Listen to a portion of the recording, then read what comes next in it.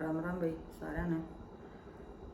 तो आज का टॉपिक जो है, कई बार जो है ना अपने बड़ों के मुंह से हम ये बात सुनते हैं, चाहे कितनी भी बड़ी मौत क्यों ना हो रही हो, कितना भी बड़ा नुकसान क्यों ना हो रहा हो, तो जब वो हमें समझाते हैं ना तो यही बात कहते हैं कि जो भी होता है ना अच्छे के लिए होता है। क्या ये सच है?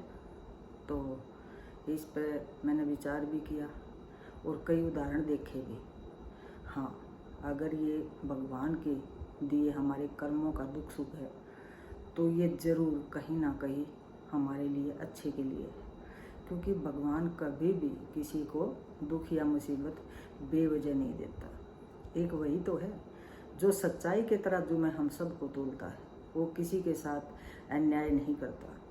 तो इसीलिए इस पे मैं बताती हूँ कि ये लाइन जो है ना हर जगह फिट नहीं बैठ सकती। भगवान के दिए दुख सुख में ज़रूर ये सही साबित होती है, लेकिन जो दुराचारी दुष्ट लोग किसी नारी का अपमान करते हैं, उसके साथ दुर्व्यवहार करते हैं या किसी निर्दोष की हत्या करते हैं, तो उसके लिए ये लाइन सही नहीं है। क्योंकि देखो ना, जैसे महाभारत में द्रौपदी का चीरहरण हुआ, एक छोटे से बालक अभिमन्यु को चारों तरफ से दुष्टों ने घेर के उसको मार दिया और एक लाक्षागृह बना के पूरे परिवार को ख़त्म कर देने की साजिश की गई। तो क्या वहाँ भी ये लाइन सही फिट बैठती है? नहीं, वहाँ ये लाइन सही फिट नहीं बैठती, क्योंकि वो मनुष्यों के द्वारा किया गया षड्यंत्र या उनके साथ दुर्व्यवहार था। तो वहाँ पे तो श्री कृष्ण जी ने भी कहा है, अकार्य अर्जुन, ये जो भी हुआ ना सही नहीं हुआ, और इसलिए तू इसके खिलाफ आवाज़ उठा और अपने हक की लड़ाई लड़ और उस पर विजय पा। जी, इसलिए श्री कृष्ण ने उसका सहयोग दिया और उसने उस पर अपनी विजय भी हासिल की। तो भाई ये भगवान के दिए कर्मों का हमारा दुख सुख उस पे सही बैठती है। क्योंकि उसका एक उदाहरण मैं आपको बताती हूँ कि हमारे दादाजी एक कहानी सुनाया करते थे कि यमराज एक औरत को लेने के लिए आए। यमराज ने अपना यमदूत भेजा किसी के प्राण लेने के लिए। वो औरत थी। तो जब वो उस औरत के प्राण लेने आया तो उसकी डेड बॉडी के पास दो छोटी छोटी बच्चियाँ, एक तो रोती रोती वहीं पे सोई हुई थी और एक उसकी डेड बॉडी के साथ खेल रही थी। तो जब यमदूत ने ये दृश्य देखा तो उसका हृदय करुणा से भर गया और उसने सोचा कि ये गलत होगा, अगर इसको मैं ले गया तो ये बहुत गलत होगा, क्योंकि उन बच्चियों के पापा पहले ही जा चुके थे। तो उसने सोचा कि ये बच्चियां अनाथ हो जाएंगी और मैं इस औरत को यहीं पे छोड़ देता हूँ और यमराज से जाके इसके लिए मैं सिफारिश करूँगा, अरदास करूँगा, प्रार्थना करूँगा कि ये औरत को छोड़ दिया जाए। तो उसको बगैर लिए चला गया। तो जाके यमराज से कहने लगा कि हे यमराज, मैं उसके प्राण नहीं ला सका। उसने कहा भी क्यों? उसने कहा कि मैंने वहाँ पे देखा कि एक दो छोटी छोटी बच्चियाँ वो अनाथ हो जाएंगी, क्योंकि उनके पापा पहले से ही जा चुके हैं, और उसकी मम्मी को अगर मैं ले आता तो उन बच्चियों का क्या होता। तो यमराज ने कहा कि तूने बहुत गलत काम किया है। क्या तू भगवान बनना चाहता है या भगवान के लिखे को बदलना चाहता है? जिस भगवान ने उनका कर्म लिखा है उसने क्या पता उनके भाग्य में क्या लिखा है। तेरे को क्या मालूम है उनके लिए क्या सही है और क्या गलत है? भी तूने अपना ये उल्लंघन करके बहुत गलत किया है और इसके लिए तुझे सज़ा मिलेगी। और सज़ा तेरी ये होगी कि तुझे वापस पृथ्वीलोक पर जाना होगा और वहाँ पे तब तक रहना होगा जब तक तुझे अपनी गलती का एहसास ना हो जाए। तो यमदूत वापस धरती पे आ गया तो वो इधर उधर अपना भटक रहा था बेचारा और ठंड से ठिठुर रहा था। तो वहाँ पे एक मोची जो जूते बनाने का काम करता है वो गुजर रहा था। उसकी घरवाली ने उसको कंबल लेने के लिए भेजा था, क्योंकि उसके बच्चे भी ठंड से ठिठुर रहे थे। तो उसने उस यमदूत की, उसको तो क्या पता था ये यमदूत है, लेकिन उसकी हालत पे तरस आया और उसने वो कंबल उसको दे दिया और उसको अपने साथ घर ले गया। तो जब उसके घरवाली ने देखा कि कंबल नहीं लेके आए, उसको दे दिया और उसने बताया, तो वह गुस्सा करने लगी। तो उसने कहा कि मैंने जो भी किया है गलत नहीं किया है, भी किसी ज़रूरतमंद को दिया है, हमारे बच्चों को भी भगवान ज़रूर देगा, आप चिंता ना करो। तो वो उसके घर में रहने लगा।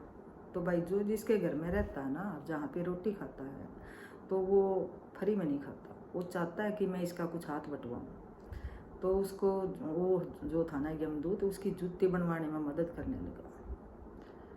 तो यमदूत था भाई, बहुत अच्छी जूती बनाने लगा और उसकी जूतियाँ की चारों तरफ तारीफ होने लगी कि इतनी अच्छी जूती बनाता है। तो एक दिन राजा के यहाँ से कोई चमड़ा लेकर आया और कहने लगा कि भाई इस चमड़े की राजा के लिए जूतियाँ बनानी है। तो भाई उसने मोची ने उसको कहा भाई ये राजा की जूती हैं और बड़े ध्यान से बनाना, अच्छी बनाना। तो उसने उन जूतियों के स्लीपर बना दिए, जो कि स्लीपर हमारे पुराने समय में उस व्यक्ति के लिए बनाए जाते थे जिसकी मृत्यु हो चुकी होती थी।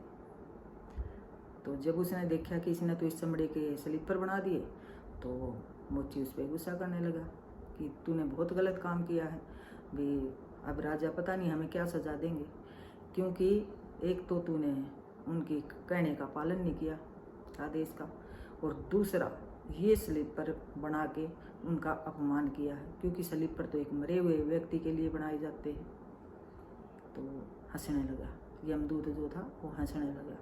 तो इतनी देर में राजा के घर से कोई आया और वो कहने लगा कि भाई जो चमड़ा दिया था उसकी जूतियाँ न बनाकर आप स्लीपर बना देना, क्योंकि राजा की मौत हो चुकी है। तो वो सोचने लगा चलो भाई बच गई। तो उसी समय वही दो लड़कियां एक औरत के साथ आती हैं अपनी शादी के लिए जूतियां बनवाने के लिए। तो यमदूत था, उसने देखी कि ये तो वही लड़कियां हैं। तो वो देखकर हैरान हुआ उन्हें, अच्छे ठाठ बाट में हैं, अच्छा उनका पहनावा है, अच्छी उनकी सेहत है, अच्छी लंबी गाड़ी में आई हैं। तो देखकर खुश हुआ, लेकिन हैरान भी हुआ कि मेरे को तो सज़ा दे दी और ये इनकी माँ यमराज ने फिर भी यहीं छोड़ दी, और ये तो ठीक अच्छा हुआ, वो खुश भी हुआ। तो उससे रहा नहीं गया, वह उस औरत से पूछने लगा कि आप कौन हैं और ये लड़कियां कौन हैं। तो उस औरत ने कही भैया इन लड़कियों के पापा पहले ही जा चुके थे और ये बहुत छोटी थी, तब इनकी मम्मी का भी देहांत हो चुका था और मेरा कोई औलाद नहीं थी, तो इसलिए मैंने इन दोनों को गोद ले लिया और मेरी सारी प्रॉपर्टी की अब यही मालिक हैं और मैंने ही इनको पाला है। तो ये देखकर यमदूत हंसा और उसको पछतावा हुआ। वो सोचने लगा कि वाकई में मैंने बहुत गलती की, अगर चलो तो बुला लिया यमराज ने, मैंने इसकी माँ की प्राण छोड़ के बहुत गलती कर रहा था मैं इनके लिए, अगर मैं उसको छोड़ जाता तो बेचारी एक गरीब असहाय औरत थी, वो इनको क्या दे सकती थी, भगवान ने तो इनके भाग्य में कुछ और ही लिखा था। तो वो अपनी गलती पर हंसा और उसकी वो सज़ा माफ़ हुई। तो भाई हम भगवान के लिखे को कभी नहीं टाल सकते, और ये लाइन यहाँ पे सही बैठती है कि जो भी होता है अच्छे के लिए होता है, क्योंकि देखो ना, अगर उसकी माँ को छोड़ देते तो वो बेचारी ऐसे ही गुजारा करती दर दर भटक के, लेकिन वो अनाथ हुई। मालिक ने उस टाइम पे सब ने बहुत बुरा लगा कि बेचारी छोटी छोटी दो बच्चियां अनाथ हो गई, लेकिन भगवान ने उनके भाग्य में क्या लिखा था, कहाँ पहुँच गई और कहाँ उन्होंने ठाठ बाट किए। अपनी माँ, गरीब माँ के पास तो वो बेचारी ऐसे ही अपना जीवन व्यतीत कर सकती थी, लेकिन वहाँ उनके भाग्य में कुछ और ही लिखा था मालिक ने। तो ये लाइन यहाँ पे सही बैठती है कि जो भी होता है हमारे लिए अच्छा ही होता है। तो भाई ये वीडियो आज के लिए इतनी, भाई राम राम।